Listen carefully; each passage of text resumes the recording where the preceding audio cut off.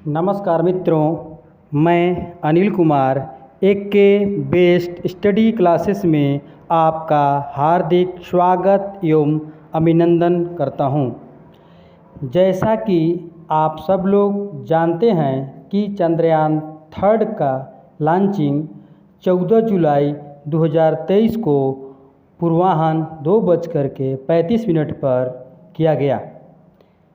इसरो के अध्यक्ष doctor S Somnath जी हैं। आज हम बात करेंगे कि कैसे चंद्रयान 3 के जाने से चंद्रयान 2 के कुछ पार्ट काम करना शुरू करेगा। आइए चलते हैं, इस पर चर्चा करते हैं। साथियों, जैसा कि वैज्ञानिकों का कहना है कि 23 अगस्त के दिन चंद्रयान 3 का लैंडर विक्रम चांद पर सॉफ्ट लैंडिंग करने की कोशिश करेगा। ऐसे में पूरी दुनिया की नज़रें इसरो पर टिकी हुई है। ऐसे में क्या आप जानते हैं चंद्रयान 3 मिशन से पहले चंद्रयान 2 का मिशन असफल क्यों हुआ था? नहीं जानते हैं तो आइए हम बताते हैं। और ये भी जानिए कि असफलता मिलने के बावजूद भी क्यों दुनिया की सबसे बड़ी स्पेस एजेंसी नासा ने उस मून मिशन की तारीफ़ की थी।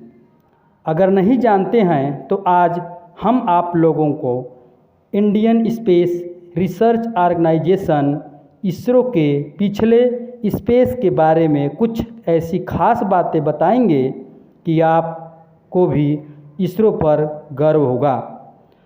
17 अगस्त 1958 के दिन यूएस एयरफोर्स उसने पहला मून मिशन पायनियर 0 लॉन्च किया था, जो पूरी तरह से फेल हो गया। इसके बाद 23 सितंबर 1958 के दिन रसिया ने ल्यूना E1 मून मिशन चांद पर जाने की पहली कोशिश की और वो भी फेल हो गया। आखिर इन 2 सालों में दोनों देशों ने मून पर जाने की मानो तो लड़ी ही लगा दी, लेकिन ये दोनों लगातार फेल होते चले गए।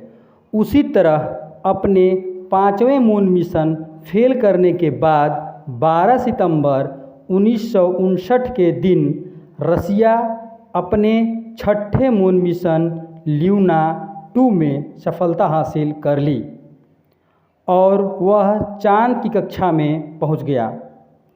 लेकिन नासा अभी इस काबिल नहीं हो पाया था।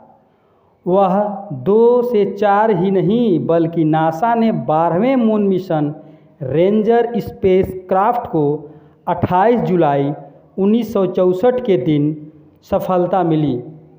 भारत के इसरो एजेंसी 21 अक्टूबर 2008 के दिन अपने पहले मून मिशन चंद्रयान 1 को लॉन्चिंग किया था। इसका मुख्य लक्ष्य था चांद की कक्षा में पहुंचना। लेकिन आपको जानकर हैरानी होगी कि इसरो का चंद्रयान कक्षा में पहुंचा ही नहीं, बल्कि चांद के उत्तरी ध्रुव में बर्फ़ में जमे पानी की खोज करके पूरी दुनिया को चौंका दिया और पूरे दुनिया में अपना स्थान स्थापित कर दिया। हालांकि जापान के ISAS और चीन के CNSA में भी अपने पहले मून मिशन में ही सफलता हासिल की थी। लेकिन यहाँ गर्व करने वाली बात ये थी कि उन लोगों के बजट के आधा से भी कम बजट में हमारे भारत के महान वैज्ञानिकों ने प्रथम मून मिशन में सफलता हासिल की थी। चैंगई-1 चीन का मून मिशन, जिसका बजट 1415 करोड़, वही भारत का चंद्रयान प्रथम का बजट 386 करोड़ में ही अंजाम दिया था। कितनी गौरव करने वाली बात है कि भारत कम पैसे में भी वह स्थान स्थापित कर लिया जो अमेरिका रूस पैसा लगा करके ज़्यादा पैसा लगा करके अपना स्थान स्थापित किया। चंद्रयान प्रथम के लूनर ऑर्बिटल मिशन था और वैज्ञानिकों के मुताबिक अंतरिक्षयान प्रथम चंद्रमा की कक्ष में रहकर 2 साल तक चंद्रमा की गति के बारे में जानकारी दे सकता था। लेकिन 28 अगस्त 2009 के दिन स्पेस क्राफ्ट का अचानक इसरो से संपर्क टूट गया, यानी इसमें हमें सिर्फ 312 दिन चांद की डेटा भेजने का काम किया। इसके बाद वैज्ञानिकों का मानना था कि साल 2012 में स्पेसक्राफ्ट चांद पर क्रैश लैंडर होकर बिखर गया होगा। लेकिन मज़ेदार की बात यह है कि साल 2016 में जब नासा चांद की कक्षा में अपने स्पेसक्राफ्ट की खोजने की कोशिश कर रहा था, तभी उसे चंद्रयान फर्स्ट का स्पेसक्राफ्ट मिला, जो चांद से करीब 200 किलोमीटर की ऊंचाई पर भ्रमण कर रहा था। लेकिन इसरो का संपर्क कैसे टूट गया था, इसका जवाब आज तक नहीं मिल पाया। 2 साल के मिशन से बनाया गया स्पेसक्राफ्ट 8 साल बाद भी वह अपना कार्य करते हुए अपनी कक्षा में घूम रहा था। इससे अच्छी बात क्या हो सकती है? दोस्तों, साल 2009 में चंद्रयान फर्स्ट के साथ संपर्क टूटने के बाद भी इसरो यहीं नहीं रुका, बल्कि दूसरे स्पेस मिशन मंगलयान पर अपने जी जान से काम करना जारी रखा। 4 साल से कड़ी मेहनत करके 5 नवंबर 2013 के दिन इसरो ने मंगलयान को लॉन्च किया। इस मंगलयान को तैयार करने के लिए इसरो के पास कुछ खास बजट नहीं था। फिर भी इसरो के वैज्ञानिक पैसे की कमी को कमजोरी न मानते हुए अपनी ताकत बनाते हुए मंगलयान पर जाने का अंडाकार रास्ता खोज निकाला। इस इलेक्ट्रिकल पाथ में मंगलयान पृथ्वी का चक्कर लगाते हुए धीरे धीरे पृथ्वी से दूर होता चला गया और सही समय पर इंजन थ्रस्ट करके पृथ्वी के गुरुत्वाकर्षण से सीमा से बाहर निकलकर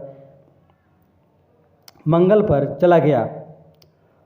साथियों, आपको बता दें कि यह नामुमकिन मिशन था, लेकिन क्योंकि इससे पहले किसी भी देश के स्पेस एजेंसी पहले बार में मंगल की कक्षा में प्रवेश नहीं कर पाई थी, लेकिन हमारे भारत के महान वैज्ञानिक, इसरो के महान वैज्ञानिक ने नामुमकिन मिशन को मुमकिन कर दिया। इसके 13 दिन बाद अमेरिका एजेंसी नासा ने अपनी मार्स ऑर्बिटर मेवेंस को लॉन्च किया था। लेकिन ये जानकर आपको हैरानी होगी कि जहां अमेरिका ने मेवेंस ऑर्बिटर का बजट 6000 करोड़ लगाया था, वहीं भारत के मंगलयान का बजट 450 करोड़ था, यानी कि आधा से भी कम था। इस कामयाबी से पूरी दुनिया ये बात समझ चुकी थी कि इसरो को कम बजट में भी सफलता हासिल करना आता है।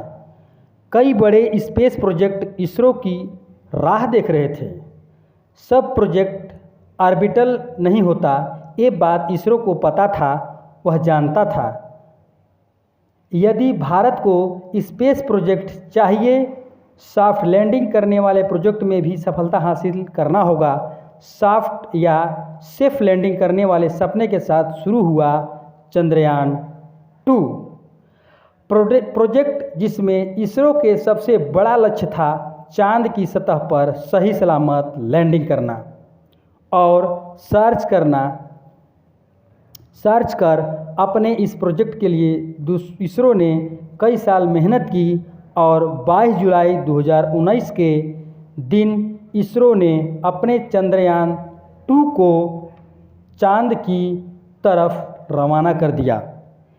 इस प्रोजेक्ट में भी बजट की कमी व इलेक्ट्रिकल पाथ में निपुणता को ध्यान में रखते हुए इसरो ने चंद्रयान-2 के लिए अंडाकार रास्ता चुना था और इस रास्ता पर सही सलामत आगे बढ़ते हुए अंतो करीब 42 दिन लंबे सफ़र के बाद 1 सितंबर के दिन चांद की ऑर्बिट में पहुंच गया था। 2 सितंबर के दिन चंद्रयान-2 का लैंडर विक्रम ऑर्बिटर से अलग हुआ और चांद के दक्षिणी ध्रुव में लैंडिंग करने के लिए आगे बढ़ा। विक्रम लैंडर का मुख्य लक्ष्य था चांद की सतह पर सॉफ्ट लैंडिंग कराना, प्रज्ञान रोवर को बाहर निकालकर चांद के डीप स्टडी करना। साथियों, आज तक सिर्फ अमेरिका, रसिया व चीन ही चांद पर सॉफ्ट लैंडिंग कर पाए हैं, लेकिन इन सभी ने चांद के उत्तरी ध्रुव में लैंडिंग की थी, जहां लैंडिंग करना दक्षिणी ध्रुव की अपेक्षा आसान था, क्योंकि चांद के दक्षिणी ध्रुव में 2 सेंटीमीटर से 2500 किलोमीटर तक के बड़े बड़े गड्ढे हैं तथा काफ़ी ज़्यादा उबड़ खाबड़ हैं। चारों तरफ छोटे छोटे पत्थर हैं और सूरज की रोशनी न पहुंचने की वजह से दक्षिणी ध्रुव के काफ़ी हिस्सों में अंधेरा रहता है। इसलिए यहाँ लैंडिंग इसरो के लिए बड़ी चुनौती थी। ऑर्बिटर से अलग होने के बाद लैंडर धीरे धीरे चांद की सतह की ओर बढ़ रहा था और सब कुछ सही जा रहा था, लेकिन 7 सितंबर के दिन चांद के सतह से महज 2 किलोमीटर की ऊंचाई पर इसरो का विक्रम लैंडर के साथ संपर्क टूट जाता है और चांद के सतह पर जा गिरता है। हार्ड लैंडिंग के वजह से विक्रम लैंडर के हिस्से टूट जाते हैं और हमारा मून लैंडिंग मिशन फेल हो जाता है। हालांकि क्रैश लैंडिंग के दौरान हमें विक्रम लैंडर के बारे में कुछ पता नहीं चल रहा था, लेकिन उसके मात्र 35 घंटे बाद इसरो ने चंद्रयान-2 के विक्रम लैंडर को ढूंढ निकाला। चांद की सतह पर तिरछा पड़ा हुआ था। कई दिनों तक इसरो के वैज्ञानिकों ने संपर्क बनाने की कोशिश की, लेकिन कम्युनिकेशन डिवाइस टूट जाने की वजह से वो असफल ही रहा। उस वक्त इसरो के प्रमुख अध्यक्ष के सिवान ने बताया कि चंद्रयान-2 मिशन के 90 से 95% ऑब्जेक्टिव्स अचीव कर लिए हैं। मेरा चंद्रयान-2 मिशन का सिर्फ 5% भाग ही फेल्योर हो सकता है, लेकिन इस क्रैश लैंडिंग के जरिए हम काफ़ी कुछ सीखा और भविष्य में हम इसी सीख को आधार बनाकर फिर से चांद पर जाने की कोशिश करेंगे। बता दें कि चंद्रयान-2 का ऑर्बिटर 4 सालों से चांद की सतह से करीब 100 किलोमीटर की ऊंचाई पर चक्कर काट रहा है और इस बार चंद्रयान-3 मिशन के दौरान ऑर्बिटर भेजा ही नहीं गया है, क्योंकि वही ऑर्बिटर अभी चंद्रयान-3 में काम करेगा, क्योंकि इस बार मिशन 2 के ऑर्बिटर की इस्तेमाल किया जाएगा। इसके अलावा इन 4 सालों में इसरो ने चंद्रयान-3 के विक्रम लैंडर में भी वह सभी जरूरी बदलाव किए जिसके वजह से चंद्रयान-2 के विक्रम लैंडर लैंडिंग करने में फेल हुआ था। यानी इस बार चंद्रयान-3 के सफल होने के चांस ज़्यादा मालूम पड़ता है और ये सफल भी होगा, ये ऐसी उम्मीद है। और हमेशा की तरह इसरो ने इस मिशन में दुनिया के सभी स्पेस एजेंसी मून मिशन से यानी बहुत कम यानी 615 करोड़ रुपए खर्च किए हैं और भारत के महान